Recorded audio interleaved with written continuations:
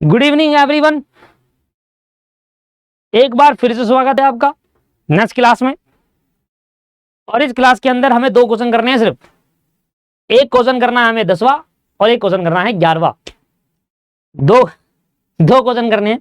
Good evening, very very welcome.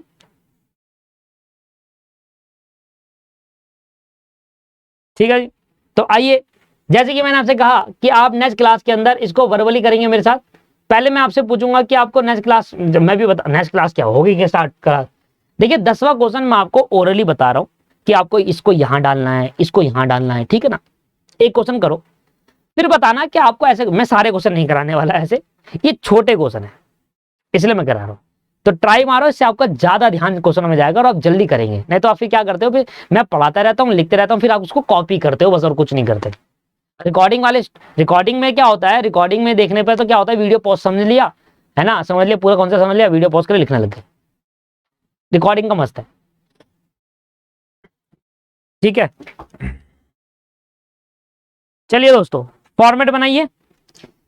10वां question का form बनाइए। सबसे पहले आपको एक पेज में बनाना है trading and profit and loss account, और दूसरे पेज में आपको बनाना है बैलेंस शीट। अगर आपके पेज रजिस्टर नहीं है, कॉपी है छोटी सी, तो आप 2 पन्ने छोड़ दीजिए ट्रेडिंग पीएनएल के लिए और बैलेंस शीट उसके पीछे बना लीजिए।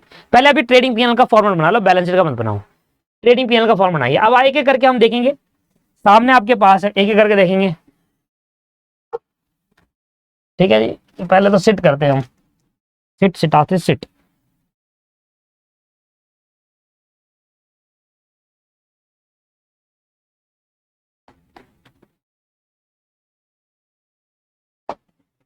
आओ,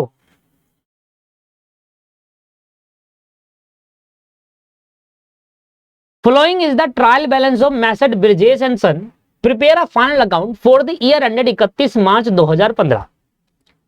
तो ब्रिजेस एंड सन है, उनका हमें फाइनल अकाउंट बनाकर दिखाना है। सबसे पहले देखो, सबसे पहले ट्रेडिंग अकाउंट में डेबिट साइड में डालो 2 ओपनिंग स्टॉक 2 लाख रुपए, डालो डालो डालो 2 ओपनिंग स्टॉक 2 लाख रुपए।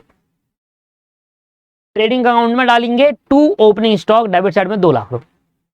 आगे अब देखो लिखा है परचेज एंड सेल, ये मतलब डेबिट साइड वाली परचेज है और क्रेडिट साइड वाली सेल है। तो परचेज लिखने से पहले आप देखिए रिटर्न दे रखा, हाँ ये देखो रिटर्न। अब जो डेबिट साइड वाला रिटर्न है वो सेल रिटर्न है, और क्रेडिट साइड वाला परचेज रिटर्न। आपको पता है अगर परचेज का नेचर डेबिट होता है तो परचेज रिटर्न का क्रेडिट होता है। तो ये परचेज रिटर्न है और ये सेल रिटर्न है। कैरिज इनवर्ट दे रखा है, ये सब दे रखा है। पर चेक करो कि परचेज से रिलेटेड कोई एडजस्टमेंट दे रखी है क्या हमें क्वेश्चन के अंदर। परचेज से रिलेटेड कोई एडजस्टमेंट है क्या, ये एडजस्टमेंट परचेज से रिलेटेड देखो, ये भी नहीं है, ये भी नहीं है, ये भी नहीं है, ये भी नहीं है, ये भी नहीं है, परचेज से रिलेटेड बनी है। तो आपको क्या करना है, ट्रेडिंग अकाउंट बनाओ, ट्रेडिंग अकाउंट में आ जाओ। ट्रेडिंग अकाउंट में लिखो 2 परचेज, ट्रेडिंग अकाउंट में लिखेंगे 2 परचेज, 2 परचेज, और नीचे माइनस कर देंगे। परचेज लिखकर डालो पहले इनर कॉलम में 22 लाख रुपए, और नीचे माइनस कर देंगे रिटर्न 50,000 रुपए। नीचे रिटर्न माइनस करेंगे 50,000 रुपए, और बाहर लिख देना 21,50,000 रुपए। करो करो करो करो। चलिए, तो आपने लिखा परचेज, परचेज डाल दिया। अब क्रेडिट साइड में लिखो बाय सेल, इनर कॉलम में लिखना 35 लाख रुपए, और यहां से रिटर्न माइनस कर देना 1 लाख रुपए। तो बाय सेल इनर कॉलम में 35 लाख रुपए आ जाएगा, नीचे लेस रिटर्न आ जाएगा 1 लाख रुपए, बाहर डाल देना 34 लाख रुपए। करो भाई करो, ये कर दो जल्दी से करो। कर दिया, ठीक है। अब आगे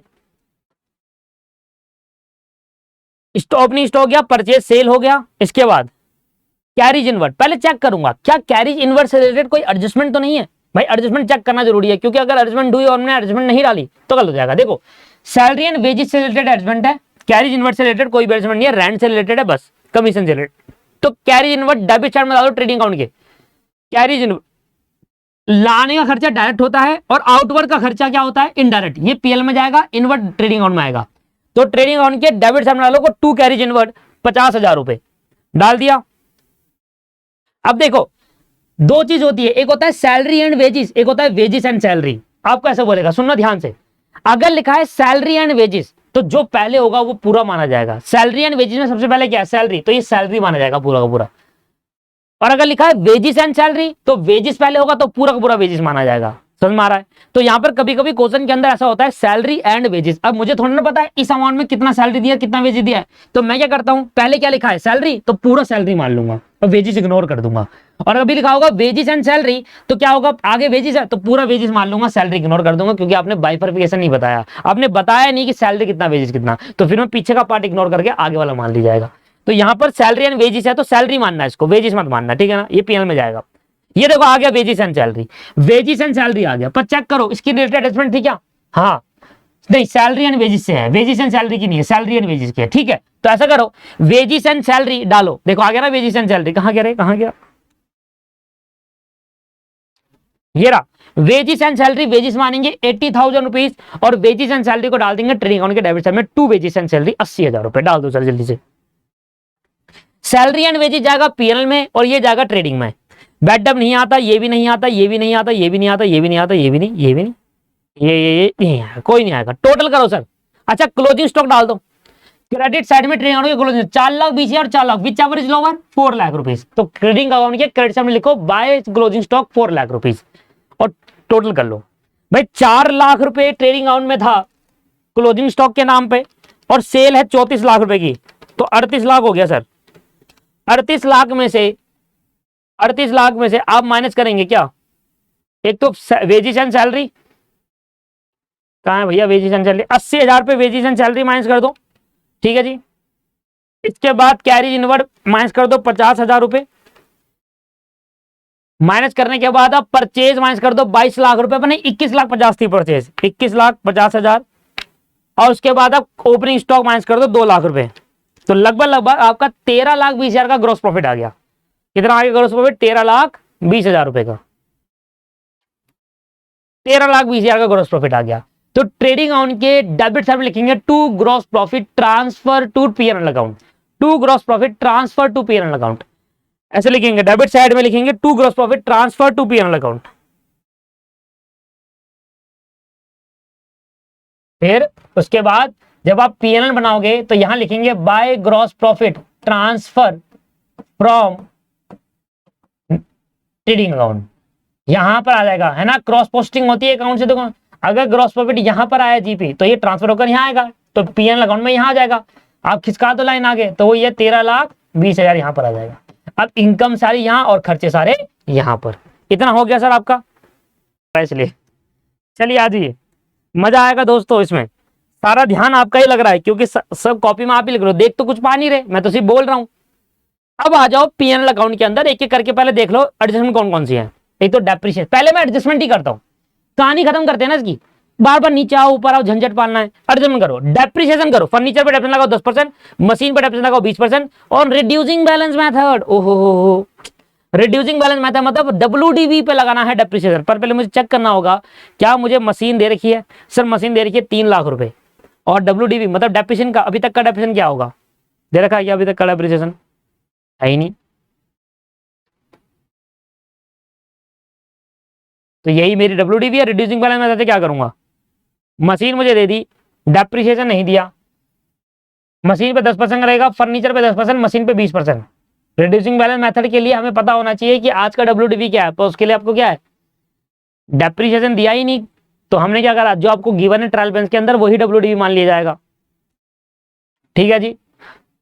फर्नीचर कितना है, फर्नीचर देखो फर्नीचर पे 10% लगाना है, फर्नीचर कहां गया, ये रहा 4,00,000 रुपए। सुनो पीएनएल अकाउंट के डेबिट साइड में लिखेंगे टू डेप्रिसिएशन ऑन फर्नीचर और मशीन। फर्नीचर है 4,00,000 का 10%, 40,000 रुपए, एंड फर्नीचर में डेप्रिसिएशन डाल दो 40,000 रुपए और मशीन में डालो 3,00,000 का 20%, 60,000 रुपए, तो टोटल डेप्रिसिएशन आ जाएगा 1,60,000 रुपए।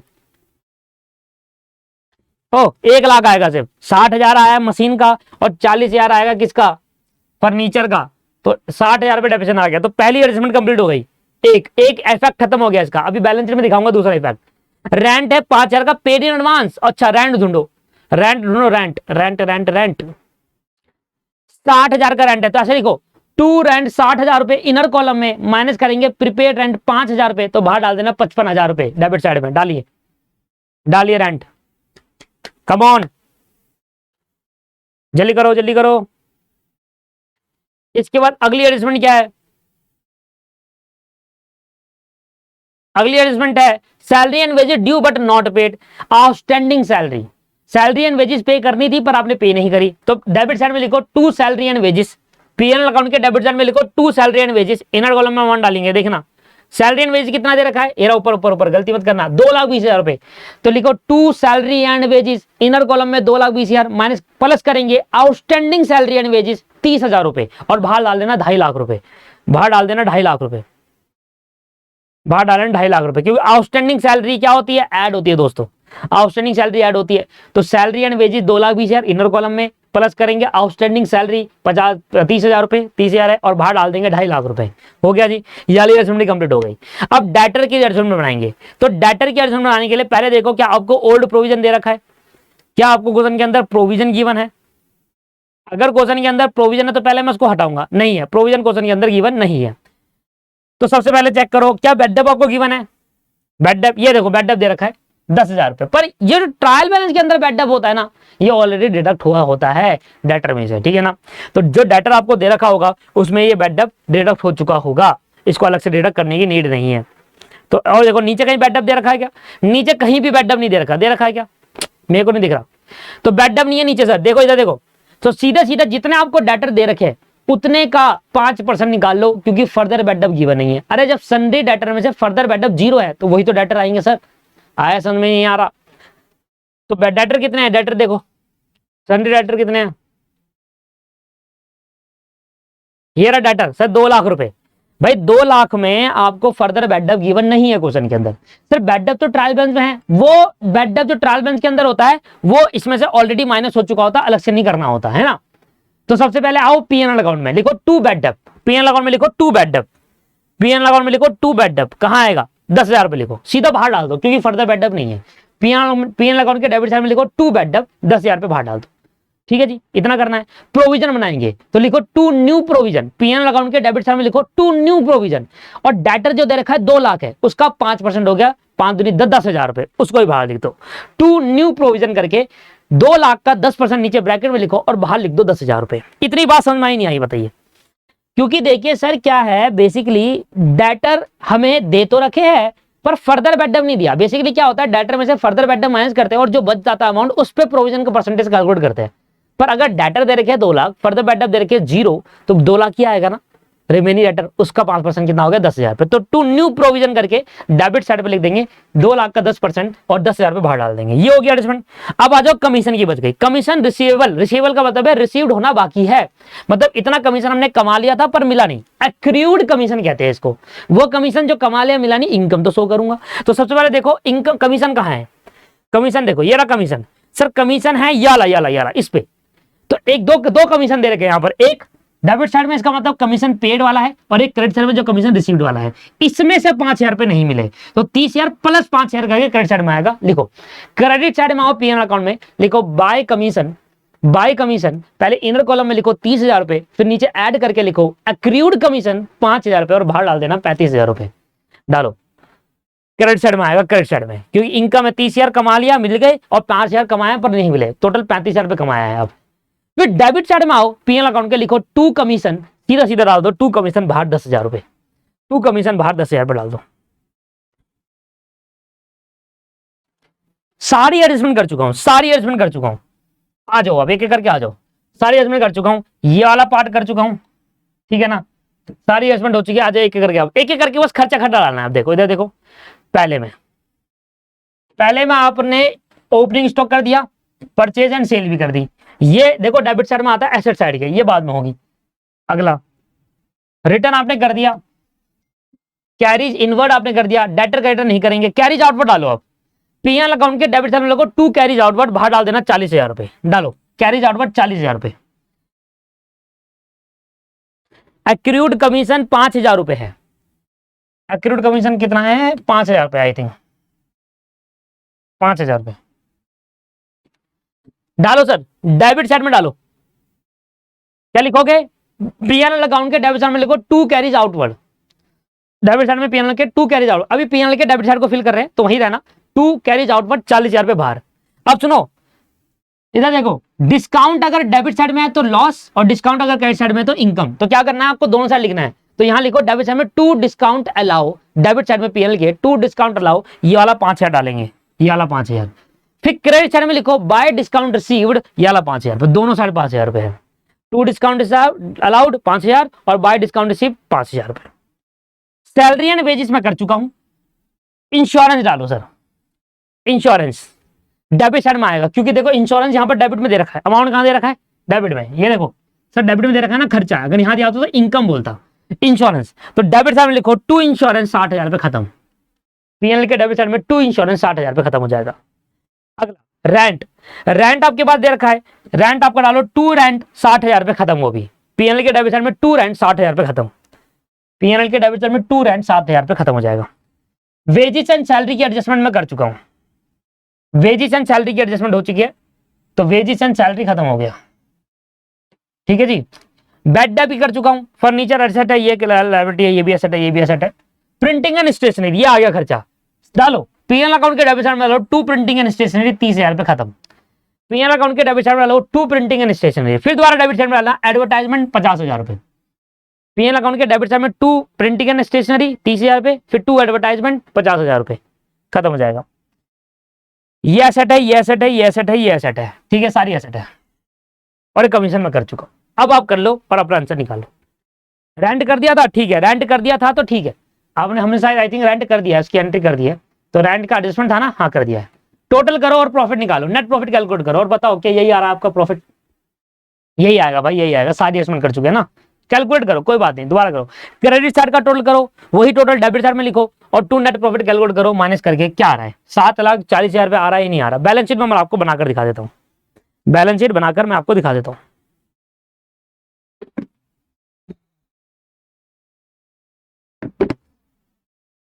करिए, टोटल करिए दोस्त।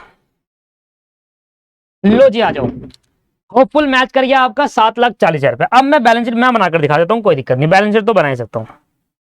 वैसे मैं आपको दिखा रहा था कि वर्बली आपको ज्यादा चीजें समझ में आएगी, क्योंकि आपका ध्यान सारा का सारा यही रहेगा, इसलिए बैलेंस शीट बना देते हैं। बैलेंस शीट में कौन सा समय लग रहा है, बैलेंस शीट। अब बैलेंस शीट एक बारी में मैच करके दिखाएंगे, आपकी बैलेंस शीट मैच नहीं होती ना, बच्चे करते हैं सर यार, जिंदगी में अकाउंट्स के अंदर बैलेंस शीट मैच कराना एक बड़ा टफेस्ट पार्ट रहा है। लो हम कराते हैं बैलेंस शीट एक बारी में मैच। जब कॉन्सेप्ट ही क्लियर नहीं होंगे तो बैलेंस शीट कैसे मैच होगी भाई। जिस दिन कॉन्सेप्ट क्लियर हो जाते हैं ना, उस दिन बैलेंस शीट भी एक बारी में मैच होती है। और अभी भी अगर कॉन्सेप्ट क्लियर नहीं हुआ तो अभी भी मैच नहीं होगी। खैर अभी तो हो ही जाएगी, जब खुद से करोगे तब नहीं होगी। क्यों? क्योंकि आपने गलती करी होती है, जल्दीबाजी करी होती है। कई बार मैं भी जल्दीबाजी कर देता हूँ, मेरी बैलेंस शीट मैच नहीं होती, फिर बाद में चेक करके देखना होता है, अच्छा यहाँ गलती हो गई थी। हो जाता है, इंसान ह्यूमन एरर हो सकता है।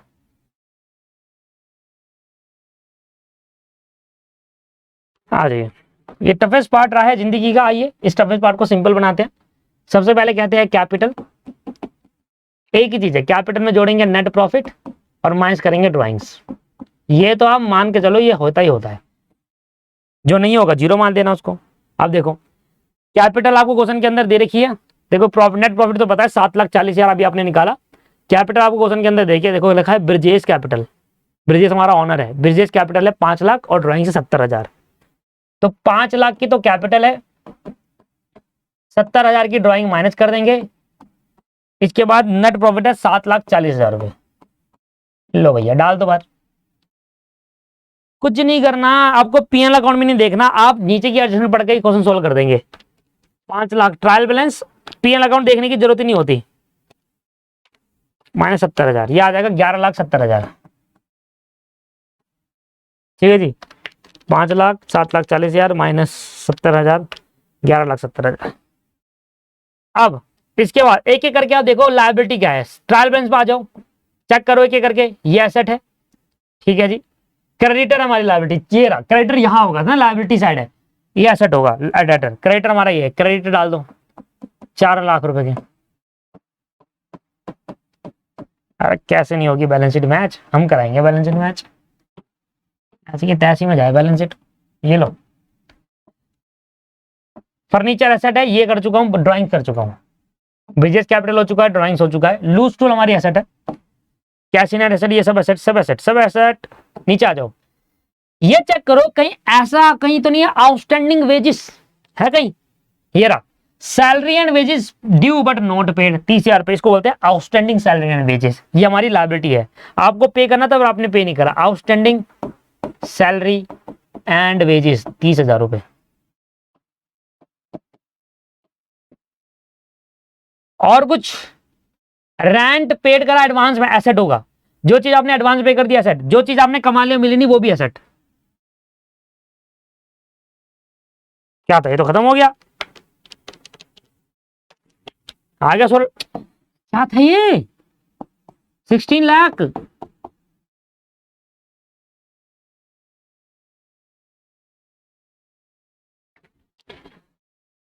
ये लो जी, अब एसेट में आ जाओ सबसे पहले ऊपर।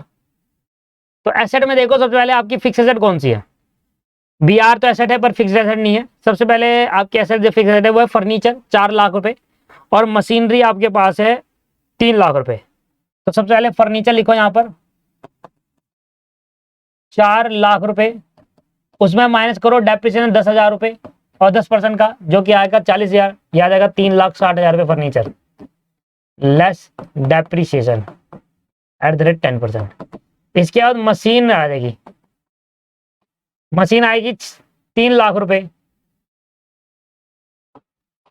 3 लाख की मशीन, इस पे लेस कर देंगे डेप्रिसिएशन एट द रेट 20%, यह आ जाएगा 60,000 रुपए, यह आ जाएगा सर 2,40,000 रुपए। फिर आ जाओ सर आप डेटर पे, डेटर आपको कितने दे रखे हैं, डेटर आपको 2 लाख रुपए के दे रखे हैं, डेटर आपको दे रखे हैं 2 लाख रुपए के, डेटर है 2 लाख रुपए के, तो 2 लाख के डेटर दे रखे हैं। अब बेडअप तो था नहीं, फर्दर बेडअप तो हमें क्वेश्चन में दिखा ही नहीं, हमें क्या दिखा था, न्यू प्रोविजन, तो न्यू प्रोविजन हम यहां से माइनस कर देंगे। न्यू प्रोविजन बनाना था 10,000 रुपए, तो 2 लाख का 10% कितना आ गया सर 20,000 रुपए, 20,000 रुपए न्यू प्रोविजन आ गया, तो 1,80,000 के रिमेनिंग डेटर बचे। प्रोविजन बनाने का मतलब क्या है, हमने लॉस मान लिया। कितना परसेंट था भैया, प्रोविजन का अमाउंट 10% था, 5% था, 5% था जी, 5%, 10,000 रुपए आएगा, यही तो गलती हो जाती है, 10,000 रुपए, 10,000 प्रोविजन, ये आ गया 1,90,000 रुपए, ये आ गया 1,90,000 रुपए। फिर यहाँ पर डालोगे क्या, लूज टूल, ठीक है, एक तो ये आ गया। फिर डालोगे बिल रिसीवेबल, एक ही आ जाएगा। फिर डालोगे क्लोजिंग स्टॉक, ठीक है। फिर डालोगे कमीशन रिसीवेबल, क्यों, क्योंकि वो कमीशन जो कमा लिया पर मिला नहीं, कमीशन रिसीवेबल, इसको बोलते हैं कमीशन, एक्रूड कमीशन।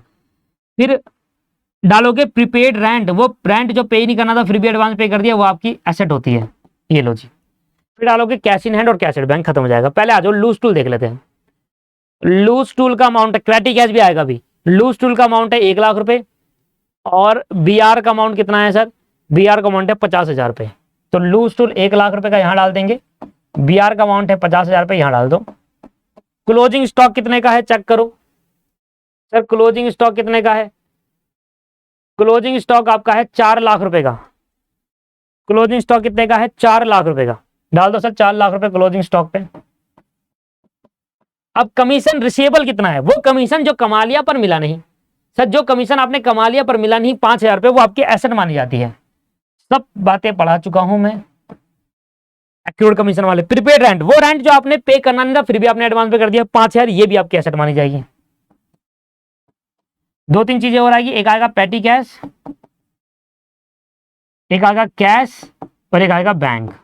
कैश में कितना पैसा पड़ा, बैंक में। सर पैटी कैश कहाँ है, पैटी कैश 5,000 रुपए, कैश एट बैंक 2 लाख रुपए, कैश इन हैंड 45,000, 5, 45 और 2 लाख, 5,000 रुपए, 45,000 और 2 लाख रुपए भैया, और कुछ नहीं है।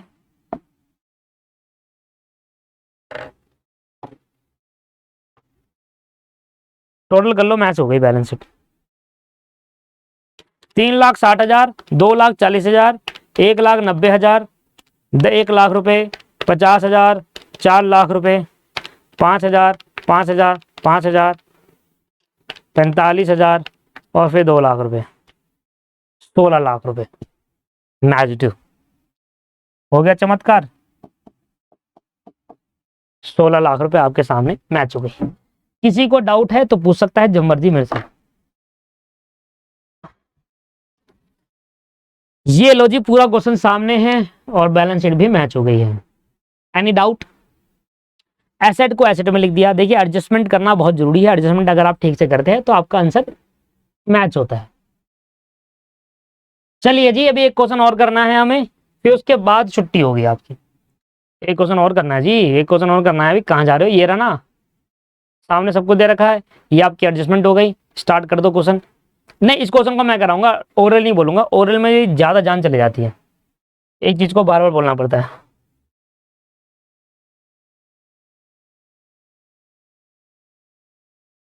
आ जाओ, क्वेश्चन नंबर 11। इसके बाद छुट्टी पक्का।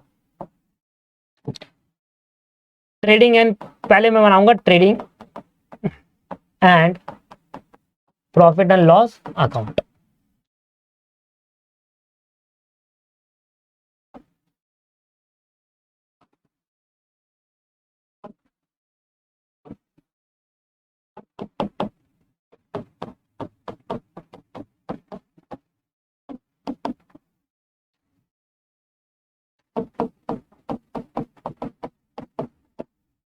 सबसे पहले क्या आएगा? अब तो रट गया होगा। सबसे पहले आता है ओपनिंग स्टॉक।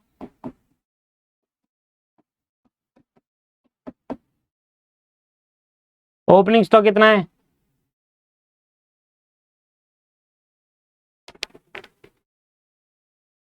कहाँ है?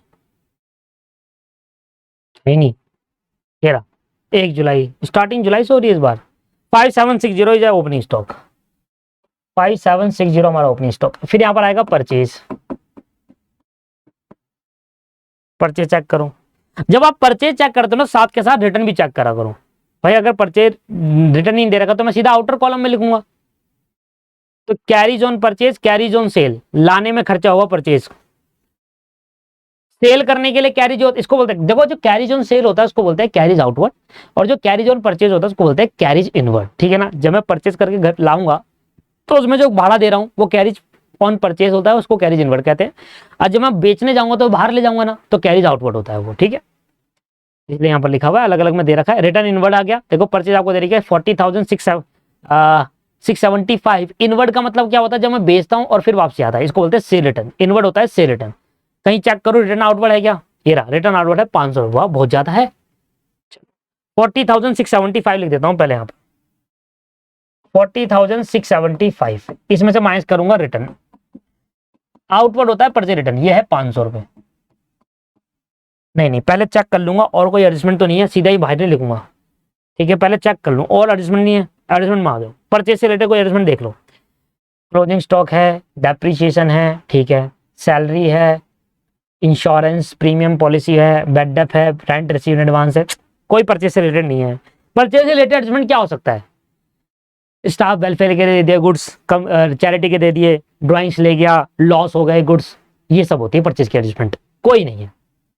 निकाल दूंगा 40,175। इसके बाद यहां जाएगा कैरीज ऑन परचेज, उसी को कहते हैं carries inward. Carries on purchase, ये हमारा हो गया carries inward. What is carries on purchase? Carries on purchase में मेरे को एक याद आ गया, कैरी ऑन जट्टा करके एक मूवी थी, carries on purchase 2040। Carry on carry on carry on Jatt. अब एक एक करके आ जाओ। परचेज हो गया, ये हो गया वेजिस। वेजिस डाल दो। अब नीचे देखो, वेजिस से रिलेटेड कोई एडजस्टमेंट तो नहीं है। वेजी वेजी वेजिस, वेजी वेजी वेजी वेजी वेजी वेजी वेजी नहीं है, वेजिस से रिलेटेड नहीं है, तो कोई बात नहीं। वेजी डाल दो, फ्यूल एंड पावर डाल दो। वेजिस है 68480। To wages 8480। To fuel and power, fuel and power कितना है? 4730। 4730।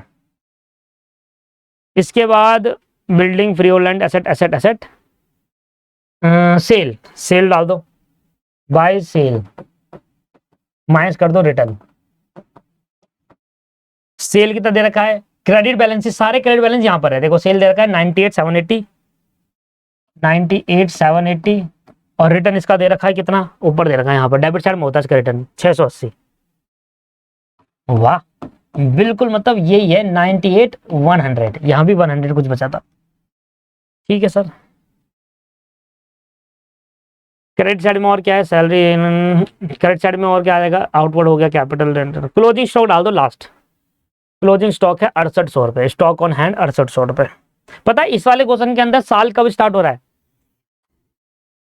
इस वाले क्वेश्चन में साल कब स्टार्ट हो रहा है, 1 जुलाई को साल खत्म स्टार्ट हो रहा है और 30 जून को खत्म हो रहा है। बिल्कुल आपने अगर चेक करा हो तो स्टार्टिंग ईयर जिसका फाइनेंशियल इस ईयर इस कंपनी का जो स्टार्टिंग ईयर है वो 1 जुलाई से है और खत्म हो रहा है 31 जून को, इसलिए क्लोजिंग स्टॉक भी कब दे रखा है, 30 जून का दे रखा है। देखो 6800 रुपए टोटल कर दो सर। लो भाई कैलकुलेटर, देखो विनोद इधर देखो, 98,100 कहाँ ध्यान है तुम्हारा, 1,09,000 1,04,900 वही टोटल आप यहाँ कर देना 1,04,900। अब 1,04,900 में माइनस करेंगे 5760 40,175 2040 8480 8480 4730 43,715 ये आ गया टू ग्रॉस प्रॉफिट। 43,715 पहले चेक कर लेता हूँ कोई चीज रह तो नहीं गई, क्योंकि अगर रह गई होगी तो फिर इशू गलत हो जाएगा।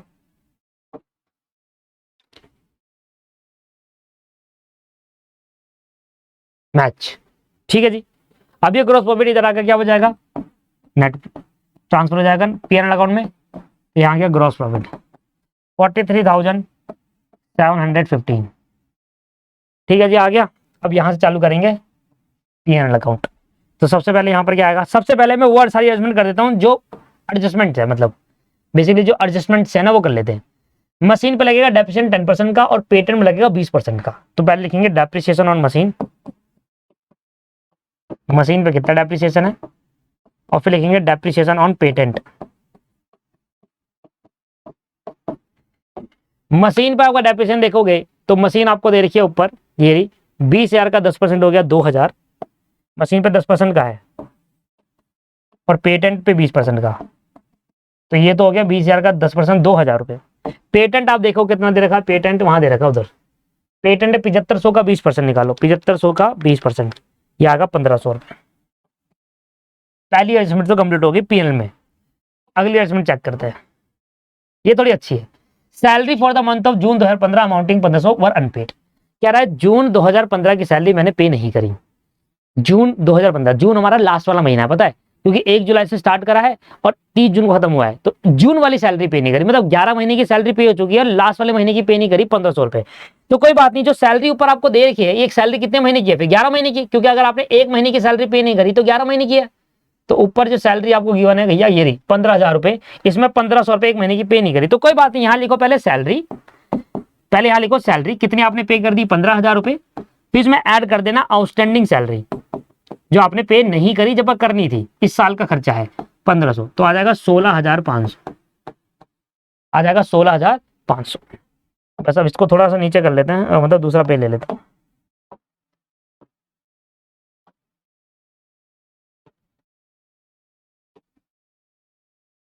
ठीक है जी। सैलरी के बाद अगली एडजस्टमेंट क्या है वो देखो आप, सैलरी के बाद बोर तो नहीं हो गए तुम, सैलरी के बाद अगली एडजस्टमेंट है इंश्योरेंस में इंक्लूड है एक प्रीमियम 170 रुपीज का, जो कि पॉलिसी एक्सपायर हो रही है 31 दिसंबर 2015 को, 31 दिसंबर 2015 को पॉलिसी एक्सपायर हो रही है, 31 दिसंबर को एक्सपायर हो रही है और मेरा साल खत्म हो रहा है 30 तारीख को, मतलब इसमें 170 रुपए 31 तारीख तक इंक्लूड है दोस्तों, 170 31 तारीख तक इंक्लूड है। आप सोचिए मेरा जो साल खत्म हो रहा है वो 30 जून 2015 हो रहा है। ऊपर स्टॉक देना है, स्टॉक कहां दे रखा है, पहली वाले इसमें पढ़ो, स्टॉक ऑन हैंड ऑन 30 जून 2015, मतलब साल खत्म हो रहा है 30 जून को, तो 6 महीने की जो आपकी पॉलिसी है, और आपकी पॉलिसी कब खत्म हो रही है 31 तारीख को, तो उस 6 महीने की पॉलिसी का प्रीमियम है 170 रुपए जो कि इंक्लूड है। ये हमने एडवांस पे नहीं कर दी, हमने 31 दिसंबर तक पे कर दी अपनी पॉलिसी, तो 31 दिसंबर 2015 तक पे कर दी और हमारा साल ही खत्म हो रहा है 30 जून 2015 को, तो 6 महीने की हमने एडवांस में पे कर दी। तो यहां से पता चला कि जो हमने इंश्योरेंस प्रीमियम पे करा होगा उसमें 170 रुपए आपने पॉलिसी एक्सपायर तक पे कर दी, जो कि 31 दिसंबर 2015 तक थी, मतलब 31 दिसंबर तक आपने पॉलिसी पे कर दी 170 रुपए, जबकि साल खत्म हो रहा था 30 जून 2015 को, मतलब 6 महीने की आपने एक्स्ट्रा पे कर दी। ये आपका प्रीपेड इंश्योरेंस है। क्या है दोस्तों? Prepaid insurance. तो यहां पर आप लिखेंगे सबसे पहले इंश्योरेंस, यहां लिखेंगे इंश्योरेंस, और जो आपने एडवांस पे करी है ना अगले 6 महीने की, उसको हटा देंगे आप यहां से, प्रीपेड इंश्योरेंस। तो इंश्योरेंस कितना है जरा चेक करेंगे। प्रीपेड इंश्योरेंस है 170 रुपए एडवांस पे करा। इंश्योरेंस चेक कर लेते हैं। इंश्योरेंस ये रहा 600 रुपए इंश्योरेंस आपका है। अभी 600 रुपए में आपने 170 रुपए आपने एडवांस पे कर दिया अगले 6 महीने का।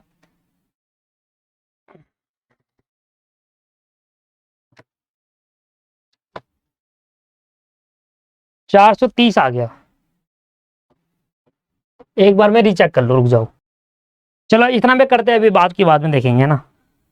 देखते हैं इसको पहले। 170 रुपए है मेरा, कुछ मैं सोच रहा हूं उसमें, अगर देखते हैं। अगला करो। Sorry, bad debt. अब बेड डेप यहां पर डालेंगे। सबसे पहले देखो क्या ऊपर ट्रायल बैलेंस में भी बेड डेप दे रखा है। जो नीचे एडजस्टमेंट में बेड डेप होता है वो है फर्दर बेड डेप। एडजस्टमेंट वाला जो बेड डेप है वो फर्दर बेड डेप है। और ऊपर दे रखा है क्या कोई बेड डेप? नहीं दे रखा। तो यहां पर डालोगे 2 बेड डेप, सीधा सीधा डाल दो 2 बेड डेप। कितना बेड डेप है जी? 725 का बेड डेप है। 725। क्या प्रोविजन भी बनाने को बोल रहा है? प्रोविजन तो नहीं बोल रहा है इसमें, कोई बात नहीं। रेंट रिसीव्ड एडवांस, जो रेंट ऊपर दे रखा है उसमें से कुछ रेंट एडवांस में रिसीव। ये रेंट देखो किस साइड पे, देखो तो क्रेडिट बैलेंस है सारे के सारे। रेंट आपकी इनकम है इधर, और इसमें से कुछ रेंट एडवांस में हुआ है हमें। तो यहां लिखेंगे बाय रेंट 9,000 रुपए, और इसमें से एडवांस वाला रेंट 1,000 रुपए माइनस कर दूंगा, क्योंकि ये अगले साल का रिसीव हो गया। तो 8,000 रुपए मेरा करंट ईयर की इनकम है। यहां मारेंगे रेंट रिसीव एडवांस। कुछ रेंट ऐसा है जो एडवांस में रिसीव हो गया, और ये मेरी लायबिलिटी होती है, इनकम नहीं होती। ठीक है ना? और बताइए, इंटरेस्ट ऑन इन्वेस्टमेंट, ये देखो आ गया एक्रूड लिखा हुआ है। 2,000 रुपए का इंटरेस्ट कमाया पर मिला नहीं। तो इंटरेस्ट कितने का कमाया? 2,000 रुपए का। पहले चेक करो इन्वेस्टमेंट कहां पर है। 10,000 की इन्वेस्टमेंट है। आपको कहीं ये दे रखा है कितने रेट ऑफ इंटरेस्ट मिल रहा है आपको इन्वेस्टमेंट पे? नहीं दे रखा। कभी कभी ऐसा भी दिया होता है कि मान लो 10,000 की इन्वेस्टमेंट है, उसमें आपको 30% का इंटरेस्ट रेट मिल रहा है, मतलब रेट इंटरेस्ट मिल रहा है 30% का। तो 10,000 का 30% निकालोगे तो 3,000 आएगा। और आपने कितना कमा लिया? आपने कमा लिया 2,000 रुपए, आपको रह गया तो 1,000 रुपए आपको मिल गया होगा। ऐसे भी आता है। कहीं पर चेक करो इंटरेस्ट दे रखा है, कहीं इंटरेस्ट इंटरेस्ट इंटरेस्ट कहीं नहीं दे रखा। मतलब ये सीधा सीधा इन्वेस्टमेंट पे हमें 2,000 का इंटरेस्ट मिल रहा था, हमें नहीं मिला है, और कुछ नहीं, कुछ भी नहीं मिला हमें। हमने टोटल इंटरेस्ट जो कमाया वो नहीं मिला। इंटरेस्ट ऑन इन्वेस्टमेंट कहूंगा, और पूरा का पूरा आपको नहीं मिला है, आपका ये एक्रूड हो जाएगा। वो इंटरेस्ट जो कमा लिया पर नहीं मिला वो आपका एक्रूड हो जाएगा। ये आपकी एसेट मानी जाएगी। एसेट में भी जाएगा, ये ध्यान रखना। एक्रूड लिख दिया मैंने। 1 2 3 4 5 6 7 सारे खत्म हो गए। अब आ जाओ जो बच्चे कुछ है, शुरुआत से आ जाओ। ये नहीं आता, ये नहीं आता, ये भी नहीं आएगा, ये भी नहीं आएगा, ये भी नहीं आएगा। कैरीज ऑन सेल आएगा 3,200 रुपए। कैरीज ऑन सेल 3,200 रुपए। ये फ्री होल्ड एसेट है, एसेट है। इसके बाद सैलरी लिख चुका हूं क्या? हाँ, जनरल एक्सपेंस आएगा 3,000 रुपए। इंश्योरेंस लिख चुका हूं, यहां आएगा 2 जनरल एक्सपेंस 3,000 रुपए। इंश्योरेंस में लिख चुका हूं, इंश्योरेंस हो चुका है, सैलरी भी हो चुका है। क्रेडिट साइड में इनकम है कोई इनकम नहीं, एक ही थे लिख दिया। टोटल कर लेंगे सर, आ जाएगा आपका आंसर। टोटल करिए 43,715, 43,750 और इन दोनों को जोड़ दो। 43,715 प्लस 8,000 और प्लस 2,000, आपके पास कितना आ गया? 53,715, 53,715। 53,715 में माइनस करते हुए चलो। 3,000 पहले माइनस करो, 3,200 करो, 725, 53,715 में 3,000, फिर 3,200, 725, फिर 430, फिर 16,500, 1,500 और फिर 2,000, 26,360,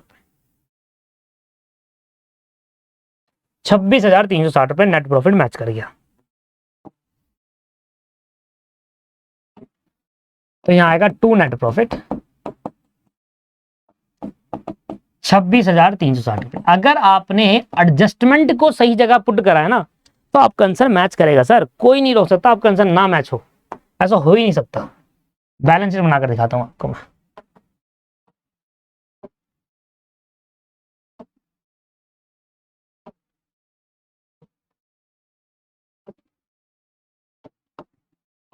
ये एसेट है, ये अमाउंट, ये अमाउंट और ये लायबिलिटी।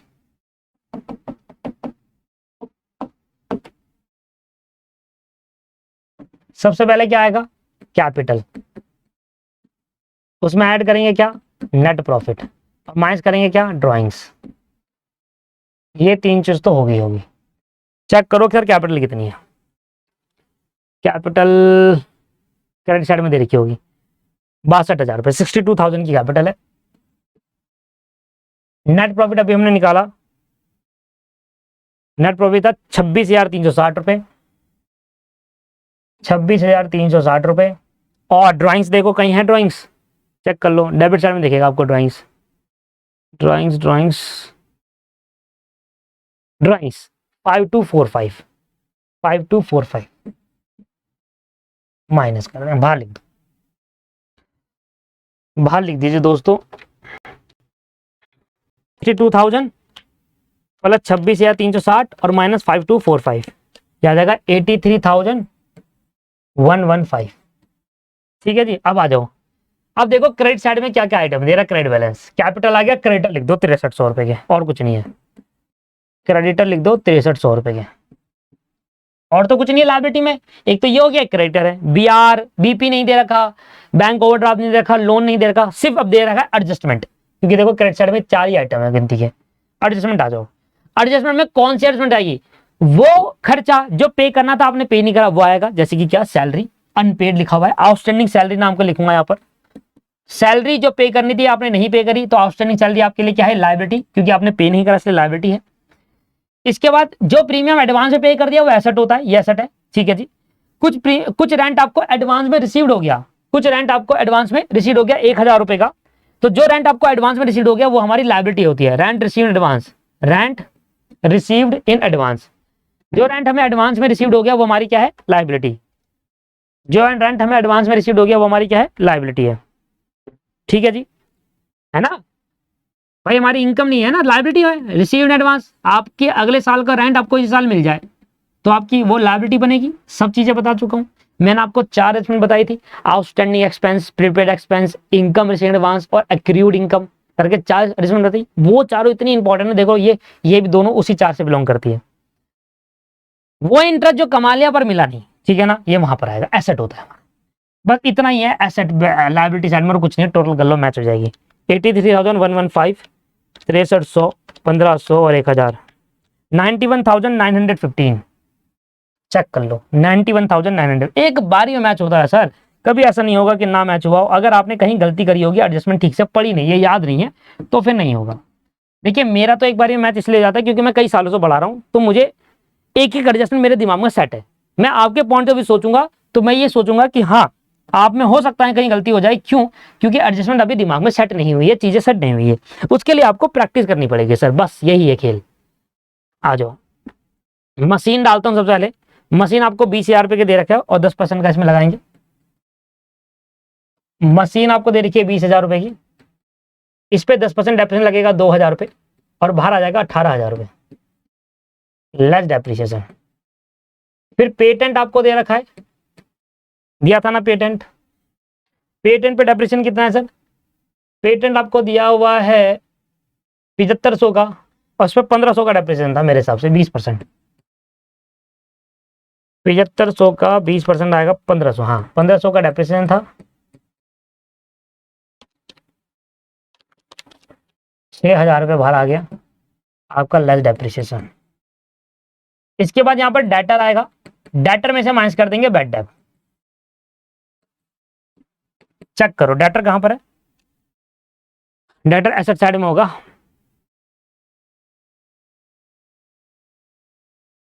कहां है भाई,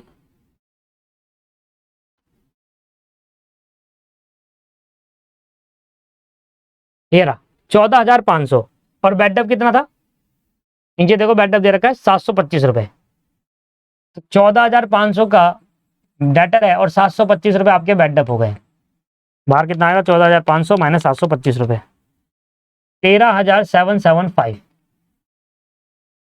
13,775।